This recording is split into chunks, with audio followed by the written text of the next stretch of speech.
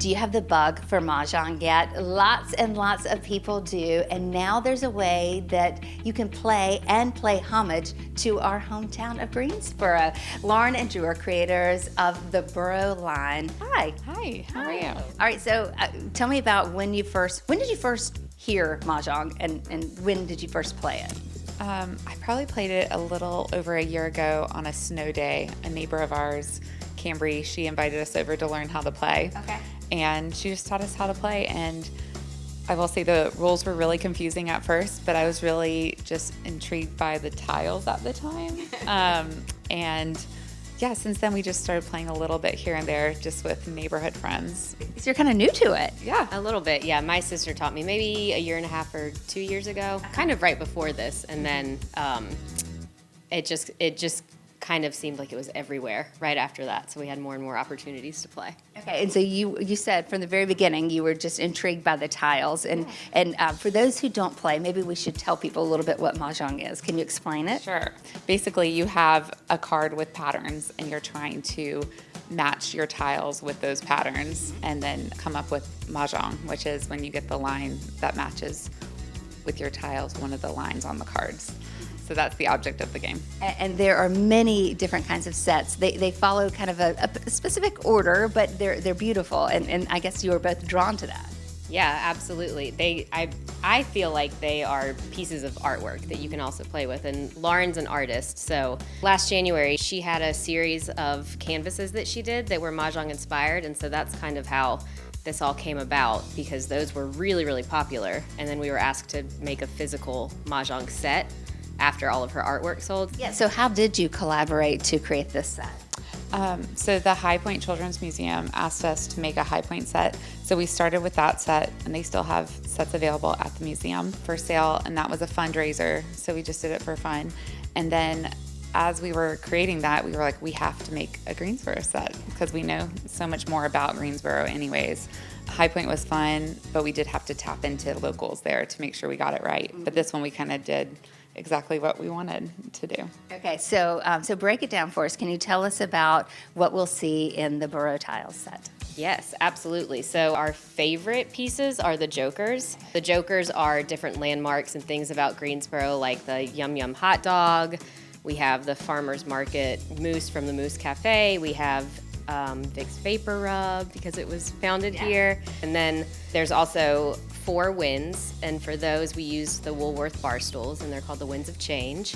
So those are my personal favorite. And then the BAMs are bamboo gates for Gate City.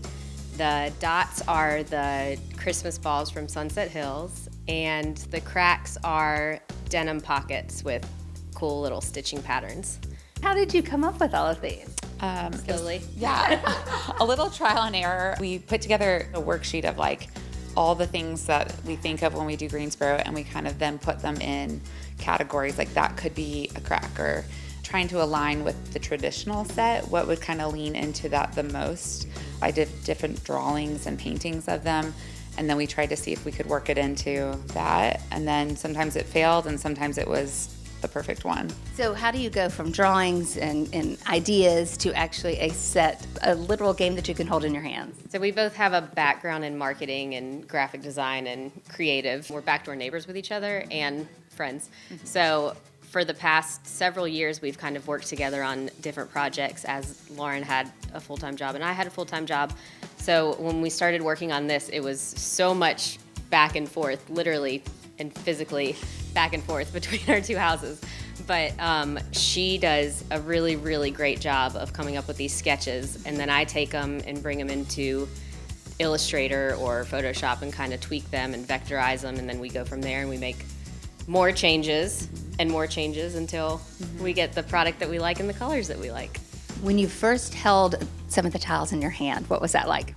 I was shocked. Yeah, I was shocked, and I think it's like a build-up because it's a huge process that started in January for us. Also, I think physically, I didn't think about how they would feel. We did this really ornate pattern on the back side, so it's a lot of texture, and for people who are tactile like I am, like it was really neat to feel them in our hands. So. And it's art. It's a lasting legacy of your work and the things that you love and of our hometown. Mm-hmm. it's great when we're playing now with them and you pick a tile and it's like, oh, I got my favorite piece, you know, so that's neat. And it's been neat watching people play with our sample sets that we have, because they're like, oh, they want a special piece because they just like it, even if it doesn't go in the line that they're doing. They're like, oh, that's a good one, you know, so. Ooh, it makes it hard to play with those people. I know. Yeah. So I mean, what did you think when you saw the tiles for the first time? Relief that they turned out as good as they did. Yeah. But I think that my favorite part of it was also presenting those tiles to everyone who's been involved and has helped us along the way. We actually co-hosted an event here at MK, and we had probably 20 to 40 people who came through to come play with the tiles with us and see them for the first time, and it was really, really rewarding to see the excitement and the approval of all the people who have helped us with it. So that was really cool. All right, so where can you find them? Where can you see them? Where can you buy them? Okay.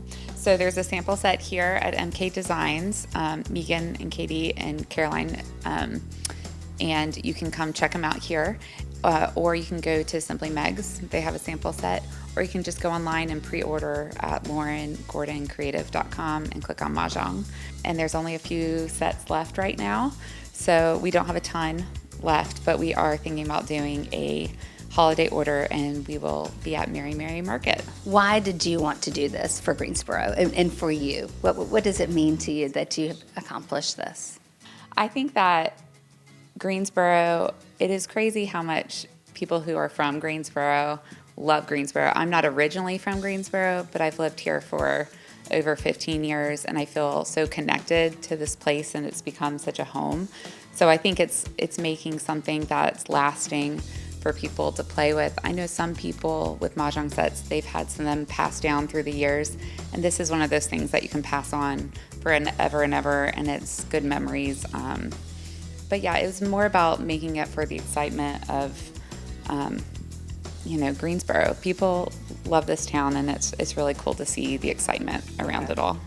I don't know that I realized that there was such a strong sense of community in Greensboro, but I think that that's something that we have noticed too and found from designing this and having more opportunities to interact with people. And there's a lot of civic pride in Greensboro, and people just really want to support local, which is really nice. Well, thank you. Thank you for giving Greensboro something else special and another way to celebrate our wonderful city. And you can find out more, see the tiles, order them, find out when there's going to be another order in case you miss out on this one, laurengordоncreative.com.